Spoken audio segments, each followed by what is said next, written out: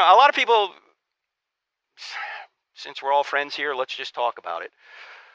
A lot of people think that premarital sex doesn't hurt anyone. We're consenting adults. Which is that it seems like that people who encounter Christianity and they encounter those who have claims on what's right and wrong, as you've mentioned, and that coming from a divine source and having good arguments for it, some people seem to deflect that, and they say, well, it's not wrong if it doesn't hurt anybody. I'm sure you've heard that millions of times, and what they're really doing is they're appealing to, I believe it was John Stuart Mill, his book On Liberty and the Harm Principle. I heard that many times, I'm sure you had as well. I'm just wondering if you could speak to that from a scriptural standpoint on where theology of the Christian religion lies on that. Well, sure. Let's use a thought experiment. Suppose a doctor is going to operate on a woman, and he puts her under anesthesia, and then he rapes her while she's under anesthesia, and she never knows it. He doesn't give her a disease. He doesn't make her pregnant. Was that okay to do? No. 𝗧𝗢𝗓𝗏𝗡𝗍𝗍𝒑𝒑 was just on Jubilee.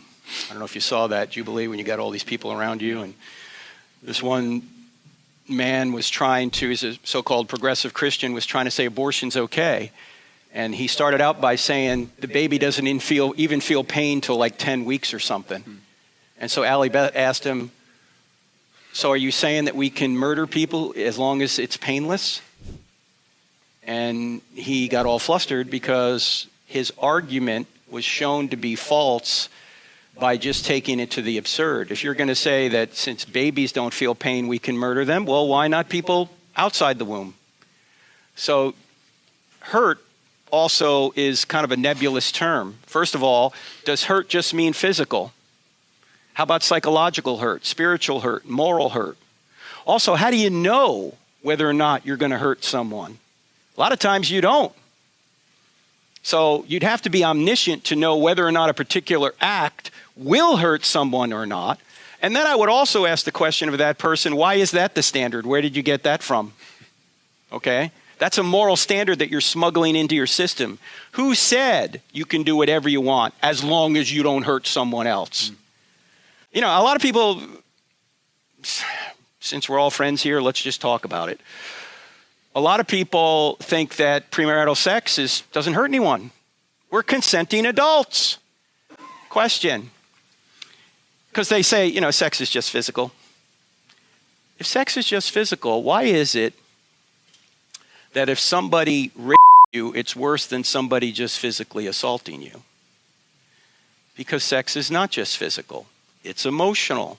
It's spiritual. It's moral. It's psychological. There's so much more than just the physical aspect of sex. And a lot of times we don't know that when we're very young.